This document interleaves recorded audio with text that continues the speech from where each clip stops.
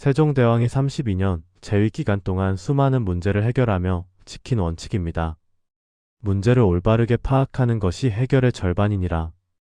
성급하게 답을 찾지 말고 먼저 문제를 제대로 보라. 조선 제4대 왕 세종. 그는 수많은 문제에 직면했습니다. 백성은 배고팠고 글을 쓸 수 없었고 과학기술은 뒤처져 있었고 국방은 약했습니다. 한두 가지가 아니었습니다. 산더미 같은 문제들이었습니다. 보통 사람이라면 압도되었을 것입니다. 어디서부터 손을 대야 할지 몰라 포기했을 것입니다. 하지만 세종은 달랐습니다. 문제를 두려워하지 않았습니다. 오히려 문제를 기회로 보았습니다. 그리고 하나씩 해결해 나갔습니다. 한글을 창제해 백성의 문맹을 해결했고, 치국기를 만들어 농사 문제를 해결했고, 사군 육진을 개척해 국방 문제를 해결했습니다. 어떻게 이것이 가능했을까요? 바로 문제 해결 방식 때문이었습니다. 세종은 신하들에게 늘 말했습니다. 문제는 누구에게나 온다고. 중요한 것은 문제를 어떻게 대하느냐라고. 문제 해결 능력은 타고나는 것이라고들 합니다. 하지만 세종은 달랐습니다. 그는 말했습니다. 문제 해결은 기술이라고. 올바른 방법을 알고 차근차근 적용하면 누구나 문제를 해결할 수 있다고 했습니다. 오늘은 세종대왕이 32년간 실천한 문제 해결 방식 7가지를 이야기하려 합니다. 이 7가지는 600년 전이나 지금이나 똑같이 유효합니다. 일상의 작은 문제부터 인생의 큰 문제까지 모두 적용할 수 있습니다. 오늘 이 7가지를 배우고 실천하십시오.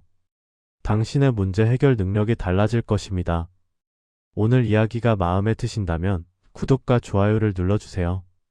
이제 첫 번째 방식부터 하나씩 살펴보겠습니다. 첫 번째 문제의 본질을 파악한다. 겉으로 드러난 문제가 진짜 문제가 아닐 때가 많으니라.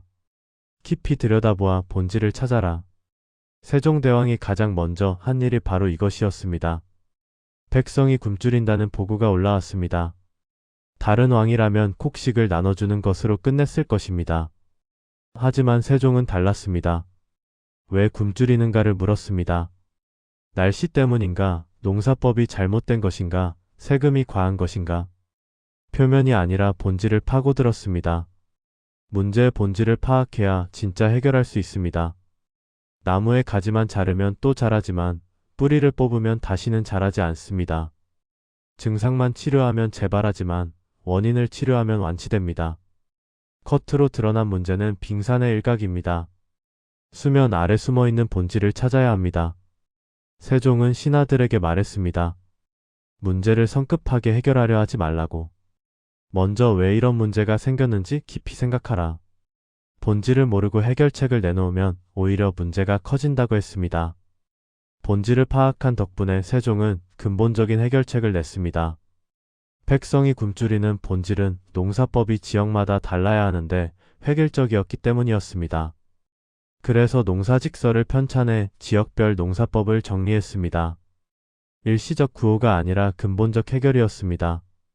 한글 창제도 마찬가지였습니다. 백성이 글을 모르는 것이 문제였습니다. 겉으로 보면 교육의 문제 같지만 세종은 본질을 파악했습니다. 한자가 너무 어려워 백성이 배울 수 없다는 것. 그래서 새로운 문자를 만들었습니다. 교육을 강화하는 것이 아니라 문자 자체를 바꾼 것입니다. 본질을 파악했기에 가능한 해결책이었습니다. 본질을 보는 눈이 문제를 풉니다. 세종은 말했습니다. 문제의 본질을 파악하라고. 그것이 해결의 시작이다라고 했습니다. 두 번째, 다양한 의견을 수렴한다. 한 사람이 보는 것은 한쪽뿐이 돼 여럿이 보면 사방을 볼 수 있느니라. 세종대왕이 두 번째로 한 일이 바로 이것이었습니다. 문제가 생기면 세종은 혼자 결정하지 않았습니다. 신하들을 불렀습니다. 집현전 학자들과 토론하고 현장 관리들의 의견을 듣고 백성들의 목소리를 수렴했습니다. 나이 많은 신하든 젊은 신하든 높은 벼슬이든 낮은 벼슬이든 차별 없이 들었습니다. 여러 의견을 들으면 문제가 입체적으로 보입니다. 코끼리를 만지는 장님처럼 한 사람은 한 부분만 압니다. 하지만 여럿의 의견을 모으면 전체가 보입니다. 물줄기가 모여 강을 이루듯 여러 관점이 모여 완전한 이해를 만듭니다. 혼자 생각하면 편향되지만 함께 생각하면 균형 잡힙니다. 세종은 신하들에게 말했습니다. 내가 왕이라고 모든 것을 아는 것이 아니다라고. 너희의 관점이 필요하다. 너희가 본 것을 말해달라. 반대 의견도 좋다. 다른 생각이 문제를 더 잘 보게 한다고 했습니다. 다양한 의견을 수렴한 덕분에 세종은 더 나은 해결책을 냈습니다. 한글 창제 때도 언어학자, 의문학자, 철학자 등 여러 분야 전문가의 의견을 들었습니다. 그래서 완벽에 가까운 문자를 만들 수 있었습니다. 치국이 제작도 마찬가지였습니다. 장영실의 기술적 의견, 농부들의 현장 경험, 학자들의 이론, 관리들의 행정적 의견을 모두 수렴했습니다. 그래서 실용적이면서도 과학적인 기구가 탄생했습니다. 한 사람의 천재성이 아니라 여럿의 지혜가 모인 결과였습니다. 여러 관점이 완전한 해결책을 만듭니다. 세종은 말했습니다. 다양한 의견을 수렴하라고. 혼자보다 함께가 더 현명하다고 했습니다. 세 번째, 직접 현장을 살핀다. 책상에서만 생각하면 현실을 모르느니라. 직접 가서 보고 들어라. 세종대왕이 세 번째로 한 일이 바로 이것이었습니다. 세종은 궁에만 있지 않았습니다. 직접 현장을 찾아갔습니다. 농사철에는 밭을 살폈고, 가뭄이 들면 백성을 만났고, 새로운 기구를 만들 때는 직접 시험했습니다. 보고서로만 듣지 않고 눈으로 확인했습니다. 현장에 답이 있습니다. 아무리 좋은 이론도 현실과 맞지 않으면 소용없습니다. 신발은 신어봐야 편한지 아는 것처럼 문제는 현장에서 봐야 제대로 압니다. 보고서는 필터링 됩니다. 하지만 직접 보면 진실이 보입니다. 세종은 신하들에게 말했습니다. 백성의 삶을 알고 싶으면 백성을 만나라고. 현장을 떠나 궁에만 있으면 세상을 모른다. 직접 가서 보고 듣고 느껴라. 그래야 제대로 된 해결책이 나온다고 했습니다. 현장을 직접 살핀 덕분에 세종의 정책은 실용적이었습니다. 농사직설은 현장 농부들의 경험을 직접 수집해 만들었고, 추구기는 실제 사용할 관리들과 함께 개발했습니다. 이론이 아니라 현실에 맞는 해결책이었습니다. 신하들이 걱정했습니다. 왕이 직접 나설 필요가 있느냐고. 보고만 받으면 되지 않느냐고. 하지만 세종은 고집했습니다. 직접 보지 않으면 진실을 알 수 없다고 믿었습니다. 그래서 한글 창제 때도 백성들이 실제로 쓸 수 있는지 직접 테스트했습니다. 현장 중심의 문제 해결이었습니다. 현장의 진실이 올바른 해결책을 만듭니다. 세종은 말했습니다. 직접 현장을 살펴라고. 거기에 진짜 문제와 진짜 해결책이 있다고 했습니다. 여기까지 세 가지를 살펴봤습니다. 본질을 파악하고 다양한 의견을 듣고 직접 현장을 살피는 것. 문제를 보는 눈입니다. 이제 문제를 푸는 네 가지 방법을 살펴보겠습니다. 네 번째, 실험과 검증을 반복한다. 한 번에 완벽할 수 없느니라. 시도하고 실패하고 배우고 다시 시도하라. 세종대왕이 네 번째로 한 일이 바로 이것이었습니다. 세종은 실험을 두려워하지 않았습니다. 한글을 만들 때도 수없이 고치고 다듬었고, 과학기구를 만들 때도 반복해서 시험했고, 제도를 바꿀 때도 먼저 시범 운영했습니다. 한 번에 완성하려 하지 않고 계속 개선했습니다. 실험을 통해 완벽에 가까워집니다. 도공이 그릇을 여러 번 구워 명품을 만들듯 문제 해결도 반복을 통해 완성됩니다. 첫 시도는 실패할 수 있습니다. 하지만 그 실패에서 배웁니다. 다시 시도하면 조금 나아집니다. 그렇게 반복하면 결국 성공합니다. 세종은 신하들에게 말했습니다. 실패를 두려워하지 말라고. 첫 시도가 완벽할 수는 없다. 시도하고 문제를 발견하고 고치고 다시 시도하라. 그 과정을 거치면 훌륭한 결과가 나온다고 했습니다. 실험과 검증을 반복한 덕분에 세종의 업적은 완성도가 높았습니다. 한글은 수년간 다듬어져 완벽한 문자가 되었고, 자격루는 여러 번 개선되어 정확한 시계가 되었습니다. 반복이 완벽을 만들었습니다. 치국이 제작 과정이 그 예입니다. 처음에는 제대로 작동하지 않았습니다. 물이 새기도 하고 측정이 부정확하기도 했습니다. 하지만 세종은 포기하지 않았습니다. 장영실과 함께 계속 개선했습니다. 수십 번의 실험 끝에 완벽한 치구기가 탄생했습니다. 실험과 검증의 결과였습니다. 반복된 실험이 완벽한 해결책을 만듭니다. 세종은 말했습니다. 실험과 검증을 반복하라고. 실패를 두려워 말고 계속 시도하라고 했습니다. 다섯 번째, 근본적인 해결책을 찾는다. 임시 방편은 문제를 미룰 뿐이니라. 뿌리부터 해결하라. 세종대왕이 다섯 번째로 한 일이 바로 이것이었습니다. 세종은 당장 편한 해결책을 택하지 않았습니다. 백성이 굶주리면 곡식을 나눠주는 것이 쉽습니다. 하지만 세종은 농사법을 근본적으로 개선했습니다. 시간이 오래 걸려도 힘들어도 근본적인 해결책을 찾았습니다. 근본적 해결이 진짜 해결입니다. 누수가 생긴 배에 물을 퍼내기만 하면 계속 퍼내야 합니다. 하지만 구멍을 막으면 다시는 물이 차지 않습니다. 증상만 완화하면 재발하지만 원인을 제거하면 완치됩니다. 시간이 걸려도 근본적으로 해결해야 합니다. 세종은 신하들에게 말했습니다. 쉬운 길을 택하지 말라고. 당장 편한 것이 아니라 근본적인 것을 택하라. 임시 방편은 문제를 미룰 뿐이다. 뿌리부터 뽑아야 한다고 했습니다. 근본적 해결책을 찾은 덕분에 세종의 업적은 오래 지속되었습니다. 한글은 600년이 지난 지금도 쓰이고 농사직설의 원리는 지금도 유효하고 세종이 만든 제도의 많은 부분이 지금도 남아 있습니다. 근본적이었기에 오래갔습니다. 한글 창제가 바로 근본적 해결의 예입니다. 백성이 글을 모르는 문제를 해결하는 쉬운 방법은 교육을 강화하는 것이었습니다. 하지만 한자는 너무 어려워 백성이 배우기 어려웠습니다. 세종은 근본적으로 접근했습니다. 문자 자체를 바꾼 것입니다. 시간과 노력이 많이 들었지만 그 덕분에 문제가 완전히 해결되었습니다. 근본적 해결이 영구적 변화를 만듭니다. 세종은 말했습니다. 근본적인 해결책을 찾으라고. 임시 방편이 아니라 뿌리부터 해결하라고 했습니다. 여섯 번째, 장기적 관점으로 접근한다. 당장의 이익이 아니라 100년 후를 생각하라. 세종대왕이 여섯 번째로 한 일이 바로 이것이었습니다.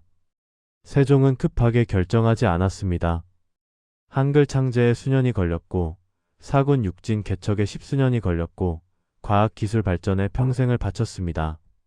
당장의 성과보다 미래를 위한 투자를 택했습니다. 장기적 관점이 큰 성과를 만듭니다. 나무를 심으면 당장은 그늘이 없지만 10년 후 큰 그늘을 만듭니다. 씨앗을 뿌리면 당장은 수확이 없지만 가을에 풍성한 결실을 맺습니다. 눈앞에 작은 이익을 쫓으면 작은 것을 얻지만 먼 미래를 보면 큰 것을 얻습니다. 세종은 신하들에게 말했습니다. 당장의 편함을 택하지 말라고. 100년 후를 생각하라. 지금은 힘들어도 미래를 위한 일이라면 해야 한다. 후손들이 그 열매를 누릴 것이라고 했습니다. 장기적으로 접근한 덕분에 세종의 업적은 역사에 남았습니다. 한글은 600년이 지나도 쓰이고 과학기술은 조선을 발전시켰고 영토 확장은 나라를 튼튼하게 만들었습니다. 당장의 성과가 아니라 영원한 유산이 되었습니다. 집현전 설치가 그 예입니다.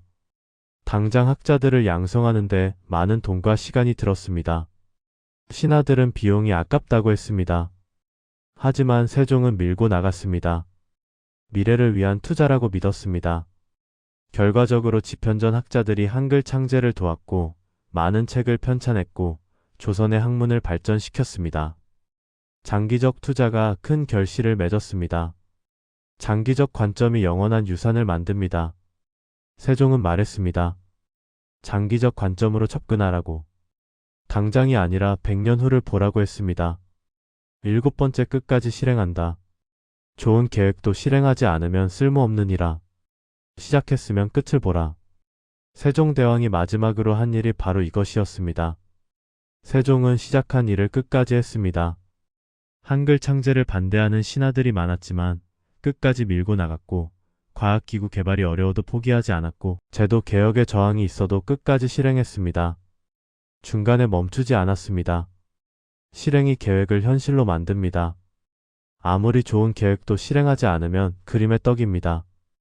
백리길도 마지막 한 걸음이 중요하듯 시작한 일은 끝을 봐야 합니다. 중간에 포기하면 그때까지의 노력이 물거품이 됩니다. 끝까지 가야 결실을 맺습니다. 세종은 신하들에게 말했습니다. 계획만 세우고 실행하지 않는 자가 많다고. 시작했으면 끝을 보라. 어려움이 와도 포기하지 말라. 끝까지 가야 진짜 해결된다고 했습니다. 끝까지 실행한 덕분에 세종의 계획은 모두 현실이 되었습니다. 한글이 완성되었고, 과학기구들이 만들어졌고, 영토가 확장되었고, 법이 개정되었습니다. 계획이 실행되어 역사를 바꾸었습니다. 한글 창제 과정이 그 예입니다. 신하들의 극렬한 반대가 있었습니다. 중국이 노할 것이라고, 양반들이 반발할 것이라고, 실패할 것이라고 했습니다. 세종도 힘들었습니다. 하지만 포기하지 않았습니다. 백성을 위해 꼭 필요한 일이라고 믿었기 때문입니다. 끝까지 밀고 나가 1446년 한글을 완성했습니다. 실행력이 역사를 바꾼 것입니다. 끝까지 하는 힘이 불가능을 가능하게 만듭니다. 세종은 말했습니다. 끝까지 실행하라고. 시작했으면 반드시 끝을 보라고 했습니다. 세종대왕이 32년 재위 기간 동안 이룬 업적을 보면 놀랍습니다. 한글을 창제했고, 과학을 발전시켰고, 영토를 넓혔고, 백성을 풍요롭게 했습니다. 산더미 같던 문제들을 모두 해결했습니다. 어떻게 가능했을까요? 바로 올바른 문제 해결 방식 때문이었습니다. 본질을 파악하고, 다양한 의견을 듣고, 직접 현장을 살피고, 실험과 검증을 반복하고, 근본적 해결책을 찾고, 장기적으로 접근하고, 끝까지 실행했습니다. 그 긴 세월 동안 세종이 깨달은 것은 명확했습니다. 문제 해결은 재능이 아니라 방법이라는 것. 올바른 방법을 알고 차근차근 적용하면 누구나 문제를 해결할 수 있다는 것. 중요한 것은 성급함이 아니라 체계라는 것이었습니다. 오늘 이야기한 7가지 방식. 이것은 세종대왕이 32년간 실천한 것입니다. 문제의 본질을 파악하고, 다양한 의견을 수렴하고, 직접 현장을 살피고, 실험과 검증을 반복하고, 근본적인 해결책을 찾고, 장기적 관점으로 접근하고, 끝까지 실행하는 것. 이 7가지는 600년 전이나 지금이나 똑같이 유효합니다. 일상의 작은 문제부터 인생의 큰 문제까지 모두 적용할 수 있습니다. 오늘부터 실천하십시오. 문제가 생기면 성급하게 해결하려 하지 마십시오. 먼저 본질을 파악하십시오. 혼자 생각하지 말고 다른 사람의 의견도 들으십시오.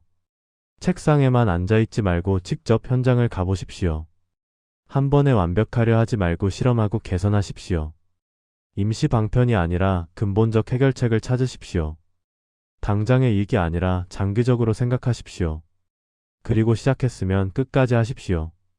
이 7가지를 지키면 당신의 문제 해결 능력이 달라집니다. 작은 문제도 제대로 해결하고 큰 문제도 두려워하지 않게 됩니다. 세종은 신하들에게 말했습니다. 문제는 누구에게나 온다고. 중요한 것은 문제를 어떻게 대하느냐다. 두려워하지 말라. 문제는 기회다. 올바른 방법으로 접근하면 반드시 해결할 수 있다. 본질을 보고 의견을 듣고 현장을 살피고 실험하고 근본적으로 해결하고 장기적으로 생각하고 끝까지 실행하라. 그러면 어떤 문제도 이길 수 있다. 문제를 해결하는 과정에서 성장하고 그 성장이 더 큰 문제를 해결할 힘을 준다고 했습니다. 지금 당신이 직면한 문제가 무엇입니까?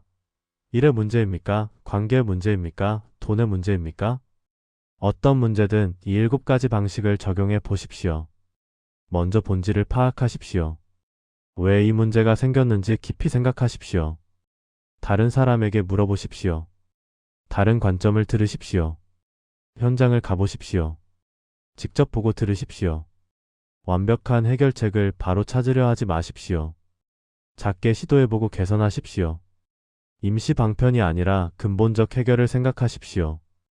당장이 아니라 미래를 보십시오. 그리고 시작했으면 끝을 보십시오. 포기하지 마십시오. 이렇게 하면 반드시 해결됩니다. 세종이 그랬습니다. 당신도 할 수 있습니다. 세종은 세상을 떠나며 이렇게 말했습니다. 내가 이룬 것은 특별한 재능 때문이 아니다. 올바른 방법을 지켰을 뿐이다. 문제를 제대로 보고 의견을 듣고 현장을 살피고 실험하고 근본적으로 해결하고 장기적으로 생각하고 끝까지 실행했을 뿐이다. 누구나 할 수 있는 일이다. 하지만 누구나 하지 않는 일이다. 당신이 이것을 한다면 당신도 위대한 일을 할 수 있다. 문제는 두려워할 것이 아니라 극복할 것이다. 올바른 방법으로 접근하라. 그러면 반드시 해결된다. 당신의 문제가 해결되기를 바랍니다. 오늘 이야기가 문제를 푸는데 작은 도움이라도 되었기를 바랍니다. 오늘 이야기가 당신의 마음에 작은 울림이라도 전해졌다면 정말 감사합니다. 구독 버튼을 눌러주시고 좋아요 마음을 나눠주세요. 알림 설정까지 해주시면 더욱 좋겠습니다. 댓글로 당신의 문제 해결 경험도 들려주세요. 그 작은 나눔이 또 다른 분들에게 힘이 될 것입니다.